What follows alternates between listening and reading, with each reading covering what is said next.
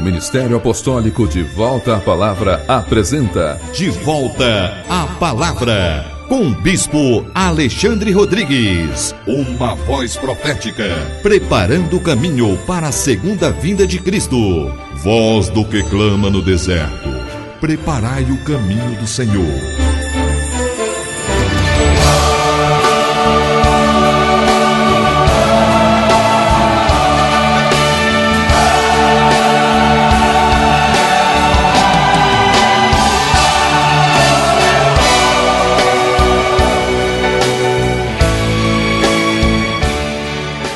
Bom dia, toda honra e toda glória sejam dadas ao nosso Senhor e Salvador Jesus Cristo.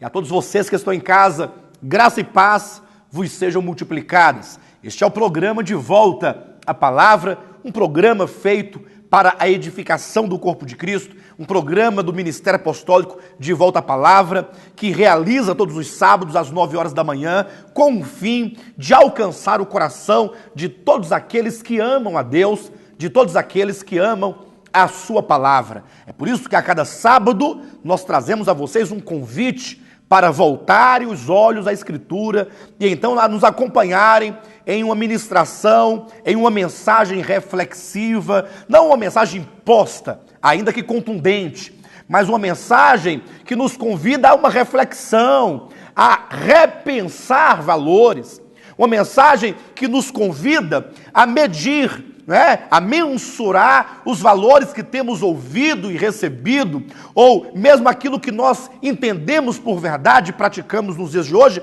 à luz da Escritura.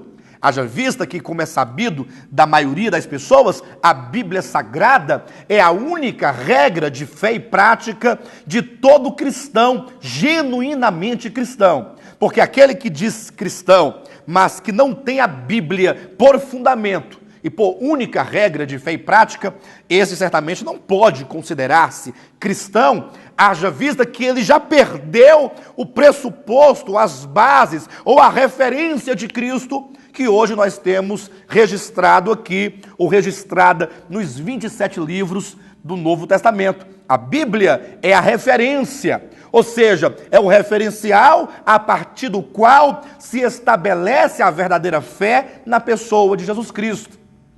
Todos os sábados às 9 horas, portanto, nós estamos juntos neste canal, sempre convidando a vocês que amam a Jesus Cristo e sua palavra para uma reflexão da palavra de Deus. E nesta manhã, antes de mais nada, eu quero lembrá-los a respeito da nossa 7ª Conferência Bíblica. O Ministério De Volta à Palavra, a cada ano, ministra uma conferência, sempre abordando um tema de extrema importância, um tema relevante para o tempo em que nós vivemos. Neste ano de 2011, nós vamos tratar de um tema extremamente importante, que é a respeito do Evangelho de Deus. O tema da nossa conferência é o pleno Evangelho de Deus, uma perspectiva hermenêutica de Romanos. Na verdade, o que nós vamos fazer nesta conferência é o mesmo que Paulo fez no primeiro século, quando escreveu o livro de Romanos, para falar, para ensinar, para expor o Evangelho de Deus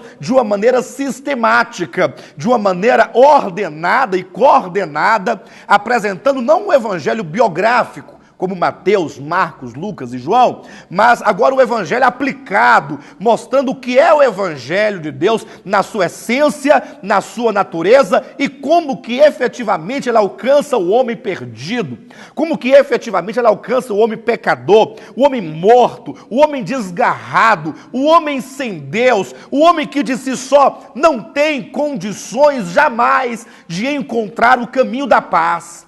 Como que Deus intervém na história do homem a fim de salvá-lo soberanamente. Não uma salvação arminiana, uma salvação por obras, uma salvação babilônica, como já se vê seu protótipo lá em Gênesis capítulo 11, do homem que procura ou tenta edificar para si uma torre que lhe leve até os céus, uma torre com as suas próprias mãos, feita de tijolo, de barro, terreno, não. Mas o Evangelho de Deus Como Paulo, ele traz logo no primeiro versículo da sua epístola, quando ele diz, Paulo separado para o evangelho de Deus. Não é do evangelho da prosperidade, não é o evangelho arminiano, não é o evangelho que seja calvinista, ou qualquer outro evangelho de homens, de cultura, de tempos, de dogmas, de sofismas. Não, nada disso.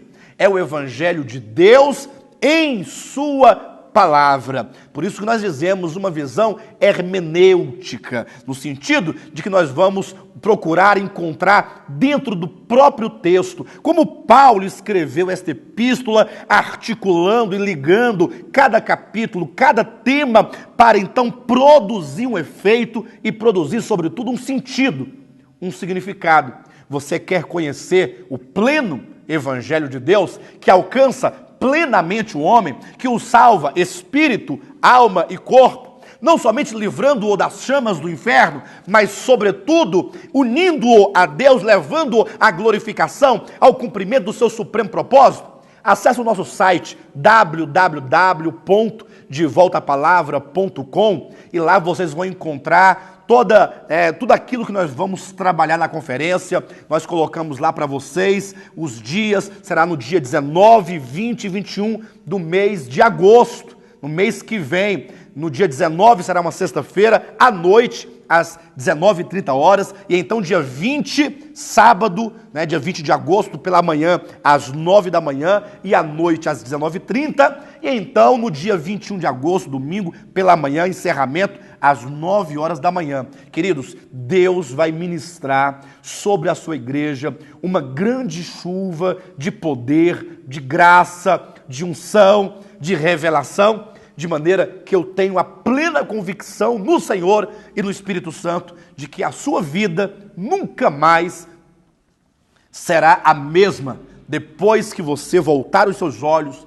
para a Escritura e então poder compreender o Evangelho de Deus da maneira como Paulo nos apresenta na Epístola aos Romanos, o Evangelho aplicado e explicado parte por parte. Eu tenho certeza porque a minha vida foi mudada. Desde que eu pude compreender a Escritura, sobretudo o livro de Romanos, a minha vida nunca mais foi a mesma. E a vida de milhares e milhares de pessoas, semelhantemente, foram mudadas ao longo da história. E com você não será diferente. Se você que ama a Deus e quer, de fato, ter um compromisso real com a verdade, então venha à nossa conferência no próximo mês, dias 19, 20 e 21 de agosto. Aguardamos por todos vocês. Nesta manhã eu quero convidá-los a pegarem suas Bíblias, então a nos acompanhar aqui em João, o Evangelho, em mais uma palavra, uma ministração da Palavra de Deus, capítulo 18 do Evangelho de João. Nós vamos ler os versículos 33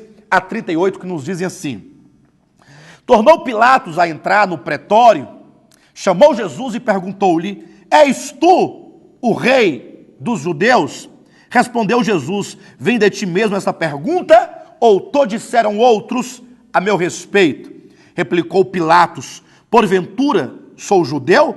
A tua própria gente, os principais sacerdotes, é que te entregaram a mim. Que fizestes? Respondeu Jesus: O meu reino não é deste mundo. Se o meu reino fosse deste mundo, os meus ministros se empenhariam por mim, para que não fosse eu entregue aos judeus. Mas agora o meu reino não é daqui. Então lhe disse Pilatos: Logo, tu és rei? Respondeu Jesus: Tu dizes que sou rei. Eu para isso nasci e para isso vim ao mundo, a fim de dar testemunho da verdade. Todo aquele que é da verdade ouve a minha voz. Perguntou-lhe Pilatos: O que é a verdade? Queridos, esse texto se situa exatamente no contexto, no momento em que Cristo estava preso, foi preso pelas autoridades judaicas do seu tempo, e então ele é levado agora a Pilatos, a fim de que Pilatos lhe julgue, lhe dê uma sentença e o entregue à morte. E então, nesses poucos versículos que aqui lemos, nós nos deparamos com o diálogo de Pilatos com Jesus Cristo, quando encontramos que Pilatos traz aqui, numa forma como se fosse uma voz universal do homem que procura conhecer a verdade. Quando Pilatos diz o que é a verdade, ora, ele traduz aqui o anseio da humanidade, do homem desde os primórdios da história, do homem em qualquer tempo, em qualquer lugar, porque o homem, diferentemente dos animais, os homens têm esse desejo, essa busca pela verdade. Os animais não. Eles nascem, vivem pelo seu instinto, um instinto de sobrevivência, e ali eles comem capim ou matam outro animal para sobreviver, mas os animais não andam em busca da verdade, querendo encontrar a verdade, tocar a verdade, tem sede da verdade. O ser humano, ao contrário dos animais, porque tem o espírito humano dentro dele, o homem foi feito com espírito humano, e com um conhecimento ou uma razão que lhe dá o conhecimento de que existe um Deus em algum lugar, então os homens buscam pela verdade de alguma maneira, e desde sempre a filosofia esteve e estar aí sempre para mostrar o homem nesta busca pela verdade, as muitas inumeráveis religiões como sendo uma manifestação do homem na busca pela verdade. E agora está aqui Pilatos perguntando para Jesus o que é a verdade. Mas a despeito da história humana em busca da verdade, eu quero me dirigir a você nesta manhã, que está em casa, você que é evangélico ou que não é evangélico, você que é um cristão ou que não é um cristão, mas você que tem essa sede, essa busca pela verdade. O que é a verdade?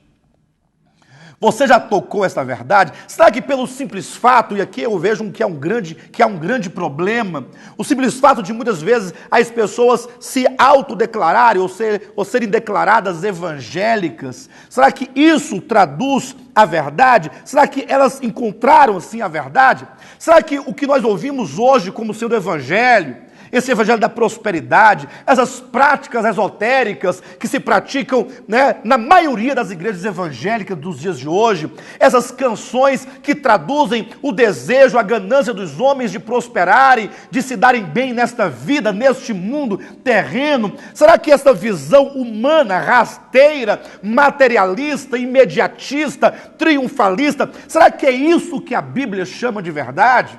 Queridos, precisamos nos voltar para a Escritura para percebermos que nós estamos numa luta constante, numa luta intensa, não contra a carne nem sangue, não contra o fulano, o beltrano, ou o bispo, ou o apóstolo, não é isso. Não é uma guerra de instituições, não é um conflito de homens, mas sobretudo é uma guerra cósmica que procura tirar o homem desta verdade. Querem ver? Abra sua Bíblia em 2 Coríntios, veja como o apóstolo Paulo nos coloca essa questão em termos bem práticos, e ele nos mostra o perigo que nós corremos nessa guerra em busca da verdade. Veja, 2 Coríntios, capítulo 11, o apóstolo Paulo fala a partir do versículo 3 as seguintes palavras: "Mas receio que assim como a serpente enganou a Eva com a sua astúcia, assim também seja corrompida a vossa mente e se aparte da simplicidade e pureza devidas a Cristo." Veja que o apóstolo Paulo tem uma preocupação. Qual é a sua preocupação? A preocupação de que Satanás, assim como lá no Éden ele enganou a Eva, enganou a mulher, do mesmo modo ele faça conosco hoje. E qual é o modo como ele enganou Eva lá no jardim? Quando o apóstolo Paulo diz que ele receava que, não que Satanás enganasse a nós, aos homens dos últimos dias, mas que Satanás nos enganasse do modo como ele o fez no jardim. Ou seja, há uma maneira específica.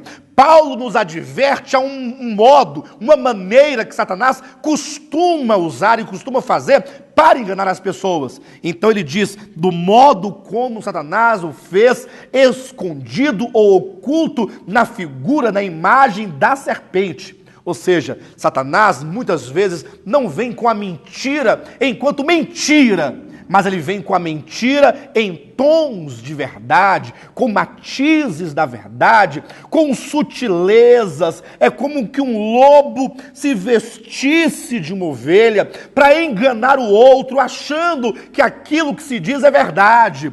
Não é sem razão que neste mesmo capítulo, no desenvolvimento aqui do capítulo 11, nós vamos encontrar no versículo 3,